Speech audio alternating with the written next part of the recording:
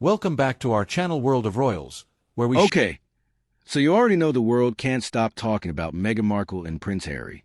But what's happening right now isn't just another round of online gossip. This is different.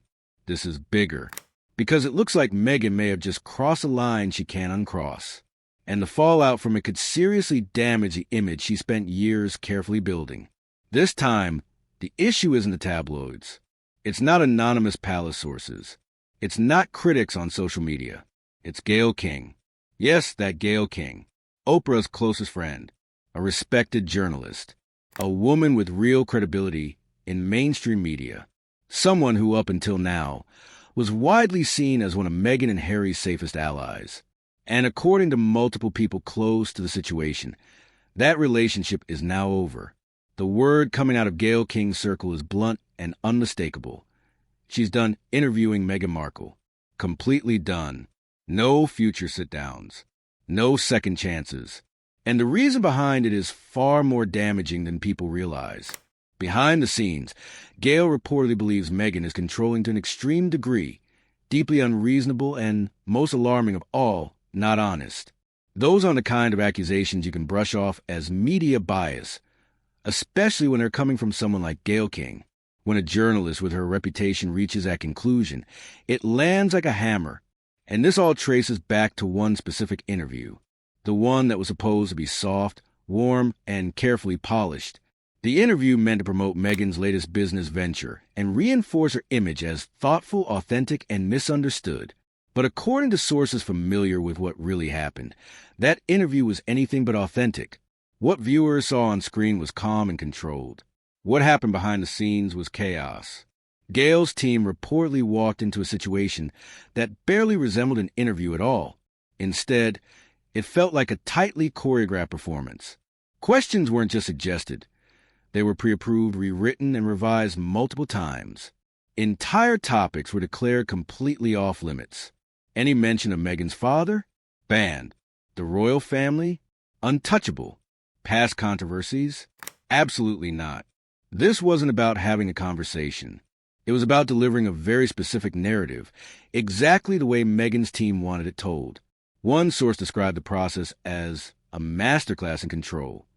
Another said the list of demands was longer than the actual interview itself. Every word mattered. Every transition was scrutinized. Even reaction shots were subject to approval. Nothing was left to chance. And here's the key problem. Gayle King is not a rookie. She's not an influencer. She's not someone you micromanage like a brand ambassador. She's a seasoned journalist. And reportedly, she felt treated like a prop. But this wasn't an isolated incident. According to people close to Gayle, this behavior wasn't new. It was part of a larger pattern that had been quietly building for years. A growing gap between the Meghan who publicly speaks about openness and authenticity, and the Meghan who privately runs an aggressive, hyper-controlled media operation. And the demands didn't stop at the interview itself. We're talking about specific lighting requirements, exact chair angles, control over how footage could be edited, even veto power over which promotional clips CBS was allowed to release. At a certain point, it stopped feeling like collaboration and started feeling like an attempted takeover. For Gayle King, that was the beginning of the end. Next part 2. But the real damage didn't come from the control issues alone. What finally shattered the relationship was something far worse: broken trust. According to media insiders, Gayle King agreed to multiple interviews over the past few years based on very clear assurances from Meghan's camp. Assurances about tone, about intent, about what would and wouldn't be discussed publicly. And time after time, those assurances didn't hold. Stories shifted after the fact. Narratives were quietly altered. Details that were privately agreed upon were later contradicted in Meghan and Harry's own tell-alls, podcasts, and statements. And each time that happened, it left Gayle in an impossible position. From the outside, it made her look either naive or complicit. And in journalism, that's fatal. One media executive put it bluntly: Gayle felt used, brought in to lend credibility, then discarded once her usefulness had run its course. Her trust was leveraged, and then the story was reshaped behind her back to fit whatever version of events was most convenient at the moment. You cannot build a professional relationship like that, especially not in media. And especially not with someone who has spent decades protecting her reputation. This wasn't just a disagreement. It was a rupture, and the consequences are massive. Gayle King isn't just another interviewer. She's a gatekeeper. Her platform at CBS is enormous, and her quiet support gave Meghan and Harry something incredibly valuable: legitimacy. She helped counter the idea that they were difficult, evasive, or hostile to the press. Losing her doesn't just close one door. It slams shut an entire corridor of elite media access. What makes this even worse is how fast Gayle's perspective is spreading. Her frustration isn't staying private. It's circulating among influential producers, executives, and journalists in New York and Los Angeles. And suddenly, all those old anonymous quotes from former staff, former aides, and unnamed insiders don't sound so anonymous anymore. They sound consistent. And here's the part Meghan can't easily deflect. Gayle King doesn't fit the narrative of a biased or hostile press. She's widely viewed as fair, measured, and reasonable. So when she walks away, it validates the whispers in a way nothing else could. For Meghan and Harry, this represents a serious strategic failure. Their entire media approach has been built around bypassing traditional press channels and instead relying on sympathetic, high-profile interviewers, people they trust, people who trust them back. But that strategy only works if those relationships hold. If someone like Gayle King, someone who initially championed them, now finds them impossible to work with, the question becomes obvious. Who's left? The pool of respected journalists willing to tolerate extreme control and shifting narratives just got very small. And according to Gayle's camp, this bridge isn't just damaged. It's burned. There's no reset. No quiet reconciliation. No future sit-down to smooth things over. In trying to control every detail, Meghan didn't just lose an interview. She lost one of her most powerful allies in the media. And this interview wasn't a conversation. It was the breaking point. Next part 3. And then there was the interview itself. Because even if you ignore everything that happened behind the scenes, what viewers saw on camera created a whole new set of problems. Almost immediately, something fell off. Despite the polished lighting, the carefully chosen angles, and the controlled environment, the energy just wasn't there. Media analysts and viewers at home noticed it right away. The conversation felt flat, forced, almost lifeless. No amount of production value could hide how disconnected it all seemed. And nowhere was that more obvious than the dynamic between Meghan and Harry. According to communication experts who reviewed the footage, Meghan consistently dominated the conversation. Whenever Harry tried to add a comment or expand on a point, she would cut in. Smoothly, yes, but unmistakably. She often spoke over him, redirected the conversation back to herself, or continued without acknowledging what he had just said. One professor described it as extreme conversational dominance. And once you see it, you can't unsee it. Harry didn't come across as a partner. He came across as a supporting character. At times, almost like a prop, he sat there nodding, smiling faintly, rarely finishing a thought. And when he did try to engage, the moment passed quickly. The message was subtle but clear. This wasn't their story anymore. It was hers. That alone would have raised eyebrows. But combined with everything else, it struck a nerve, especially because Meghan and Harry have spent years selling the idea of unity, a love story, a team against the world. And in this interview, that narrative quietly collapsed. Viewers noticed. Social media noticed.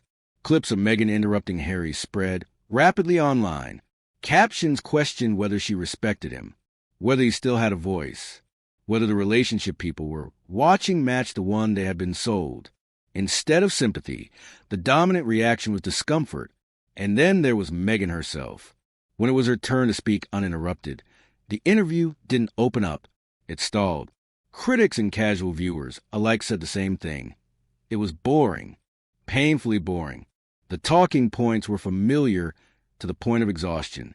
Archetypes, perception, being misunderstood, being wrong. The delivery felt rehearsed, almost mechanical. Any emotion felt performative. Any personal story sounded recycled. One critic said the anecdotes felt pre-packaged, like they'd been used too many times before. Within hours, the word boring started trending, and it didn't stop. In the attention economy, boredom isn't a mild criticism. It's a death sentence. People didn't tune in for a rerun.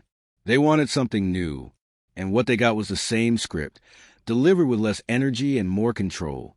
So now, Meghan wasn't just alienating a major journalist behind scenes. On camera, she was alienating her husband and the audience at the same time.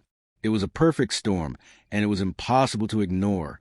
And when you put all of this together, the picture becomes impossible to ignore. Gayle King walking away wasn't just a professional setback. It was a signal, a loud one, from inside the media world. From someone who had every reason to stay friendly and every incentive to keep the relationship alive, but chose not to. At the same time, the public reaction to the interview revealed something even more dangerous. This was an elite media backlash. This was audience rejection. Ordinary viewers, watching from their couches, felt it. The discomfort, the imbalance, the exhaustion. They didn't see a couple fighting the world together. They saw control. They saw distance. They saw a story that no longer felt real. And that's the worst possible outcome. Because Meghan and Harry's entire brand depends on belief. Belief in the relationship.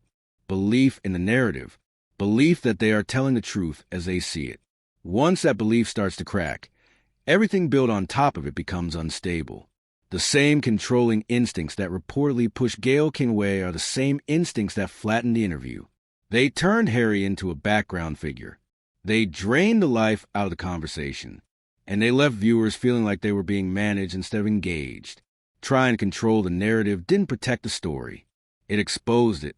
What was once framed as a modern fairy tale now feels like a case study in overreach, ambition without restraint, control without trust, messaging without authenticity. And the audience is tired, not angry, not outraged, just tired. And boredom is unforgiving. The numbers reflect it. The commentary reflects it. The tone has shifted.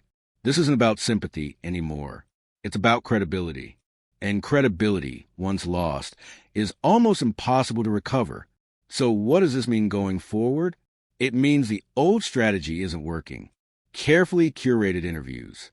Familiar talking points. Total message control. That chapter is closing. If Meghan and Harry want to move forward, something has to change. Real transparency. Real vulnerability. Real risk. But that requires letting go of control. And that's the one thing this entire situation suggests may be hardest for Meghan to do. Gayle King didn't just decline another interview. She delivered a verdict. And now that verdict is echoing through the media, through the audience, and through a story that no longer belongs to the people trying to manage it. The fairy tale isn't over because of the press. It's over because the performance ran too long. And when the audience stops believing, the curtain always falls.